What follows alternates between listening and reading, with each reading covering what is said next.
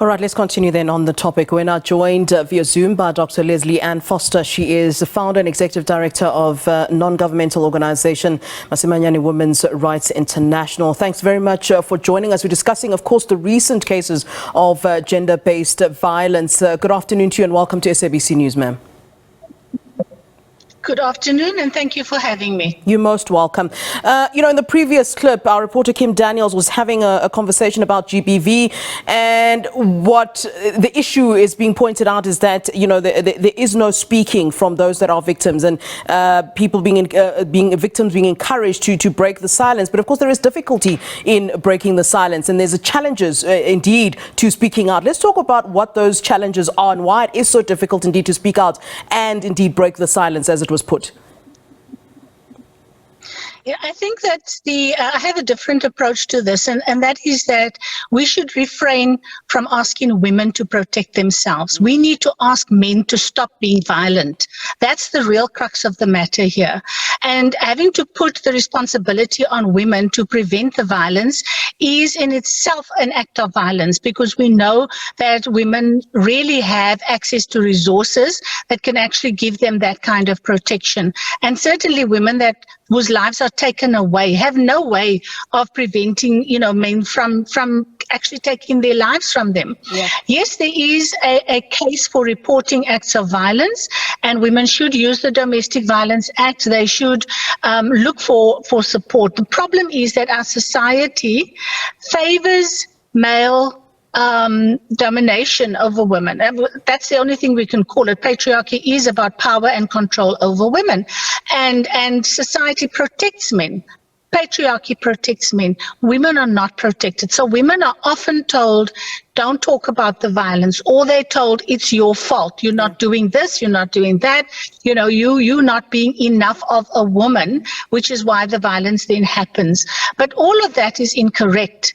We have to teach our communities about respect, about the value of all lives, and that women's lives should be as valued in the same way that men's lives are. We don't do that. That's the real work that needs to happen, is to shift the societal norms away from thinking that women's lives are expendable, that their bodies are commodities, and that they can, that they actually belong to the men that they're in relationships with. And often when they're not in relationships with men, that act of rape is not an act of sex, it's violence, it's power and control over the woman. So we need to understand that, and then we need to put the measures in place to help women to develop their agency in life, and their filters, so that they can see violence before it happens, or as it happens, walk away.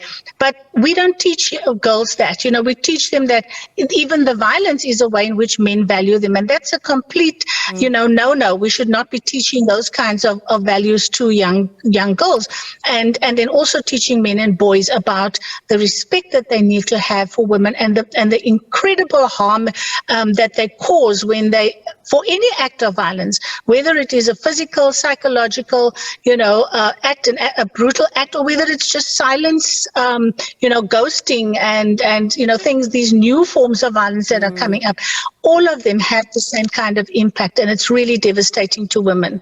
You raised a very interesting and very important dynamic to this, the fact that a lot of the victims are dependent on these men that abuse them. The victims of GBV are very often dependent on the perpetrators. What do you say to a woman who basically says, listen, there's nowhere for me to go. If I report it, I'm on the streets. This is the person that I rely on financially. And I think you were touching on it quite briefly when you said that we need to help women to develop their own agency in life. Where do we begin with that? And I know you put the right emphasis on the fact that we need to be speaking to the men and not the women. But indeed, there is some talking we need to do, and indeed when it comes to liberating women so they are able to leave these homes where they are abused.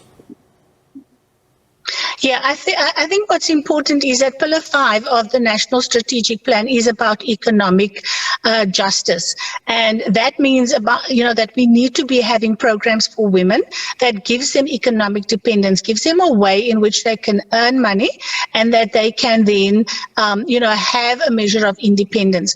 But that's also to a degree not true, because you find women that are very highly educated, women that are very well off economically, still remaining in abusive relationships. That's true across all of our society.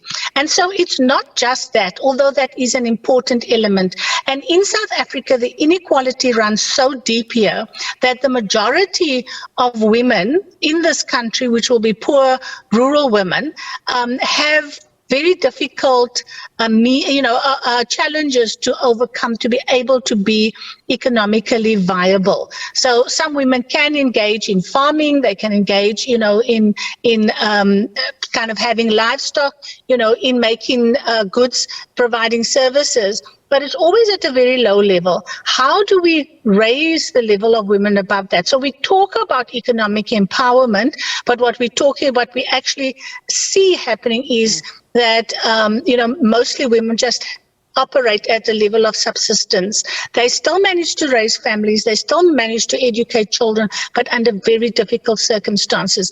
We need a radical shift to be able to get women to be as part of the economy, taking and creating and giving the best that they can of themselves. For that, we need better levels of education, we need better opportunities, and we're trying some of that now, but we need it on a much larger scale for it to make a difference. Economic independence for women does help. It's not the be-all, end-all. It isn't the be-all, end-all, but it does help. So there are many different things that we have to put in place. The main issue is we have to value women's lives. We have to value their contribution. We need, as a society, to be able to see that when women make a contribution, everybody in society benefits. Everybody does. It raises the standard of the family. The children have better opportunities if both parents are contributing. And in this our society, more than 30% of households are female-headed. So that also is a disadvantage. The problem of absent fathers is a huge problem because that has an economic impact. Or unemployed fathers, in some communities, where the burden then becomes heavier for women. So yes, I agree. We do need economic justice. We do need to promote, the participation of women in the economy at a far greater rate. But it's not going to stop the violence. What is going to stop the violence is dealing with the inequality in our society, with the way in which women are discriminated against, the way in which they experience oppression, and particularly to change the norms, the standards, the attitudes and the behaviors of everybody, so that women have greater value than we see these days. All right. Thank you so very much, Dr. Lesley Ann Foster. It's always a pleasure indeed to have you on the show, and thanks indeed for the work that you do and for shedding some light on this topic as always. Thank you. Thank you for having me.